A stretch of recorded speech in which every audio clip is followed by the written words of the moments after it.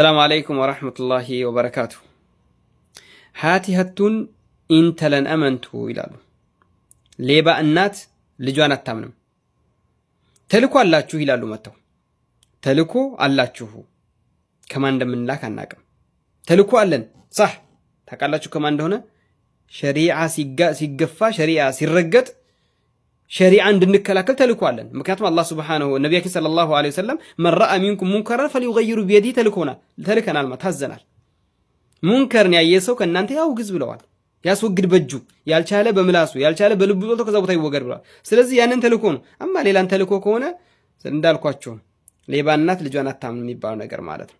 እና ሴት እህቶቻችንን በሚዲያ ላይ ጋብዛችሁ ታዋቂነትን ገናናነት እንዲያገኙ ዳዒ የሚል ሙግቻ ንጽጽር የሚባል ነገር ላይ 6 ወር ያሰለጠናችሁም ከዛም በላይ አሰልጥኑ።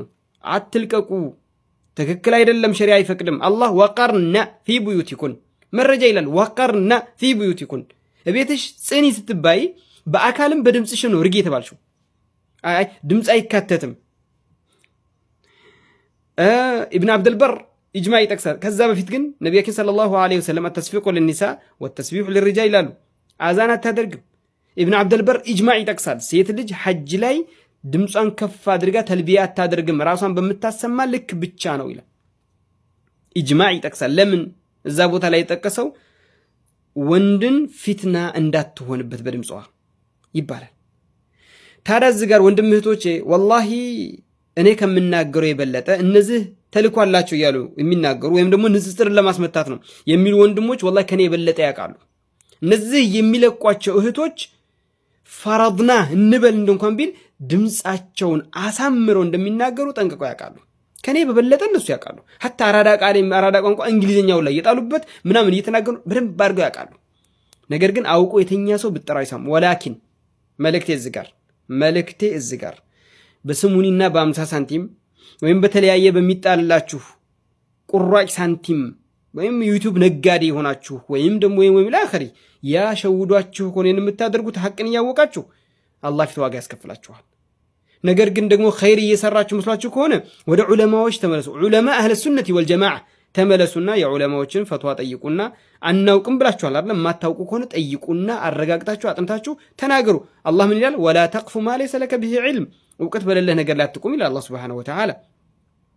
አልዕልሙ ቀብለ አልቀውል ወልዐመል ነው። ፈዕለም አነሁ ላ ኢላሃ ኢለላህ ነው። ታዲያ በዚህ ጉዳይ ላይ ጫን ያለ ለመናገር ከተፈለገ ሌላ እምነት ተከታይን ወደ እስልምና መጣራት ፈርደል ኪፋያ ነው። ፈርደል ኪፋያ ብሏል ምናምን የሚል ቀውሎችን የሰማው ሰው ነበረ ማለት ነው። አዎ ፈርደል ኪፋያ ነው። ፈርደል ኪፋያ ማለት ከፊሉ ሰው ካደረገ ከከፊሉ የሚወርድለት ግዴታ ማለት ነው። እነዛም ደግሞ የሚያደርጉት ዳዕዋው ማን ነው ከተባለ እንደው ያኒ ኩሉ መን ሐበ ወደብ አይደለም። አላፊ አግዳሚው የሰማ ሁሉ መልስ ይስጥ አይደለም። አበደን አላህ እኮ በቁርአን ላይ إذا جاءهم الأمر من الأمن أو الخوف أذاعوا به لكم ولو ردوه إلى الرسول وإلى أولي الأمر منهم ያለው እዚህ ጋር የሆነ ደስታው የሆነ ችግር ሲመጣባቸው ያራግቡታል ነው ያለው። ልክ ማንም ሰው ሄዶ ገብቶ መልስ የሚጠበቅ ጉዳይ አይደለም እኮ። ስለ ራሱ ዲን ጠንቅቆ ያወቀ ስለ ቁርአን እንኳን ማንበብ የማይችሉ ናቸው ዛሬ እስልምናን ወክለው ሌላ እምነት ተከታይ ጋር እንሟገታለን የሚሉት። ቁርአን እንኳን ሁሉን እያልኩ አይደለም። ጎበዞች አሉ፣ ጠንካራዎች አሉ፣ ስለ ዲን ያወቋሉ። ተአሚም እያደረኩ አይደለም። ኢነማ እያልኩ ያለሁት ሚዲያውን በአሁኑ ሰዓት በሰፊ የሚጓዝበት ነው ያልኩት።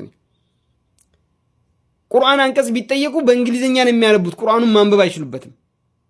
ሐዲስን ቢጠየቁ ሐዲሱን በእንግሊዝኛ በሆነ ቋንቋ ተፈስረው ነው የሚያመጡት።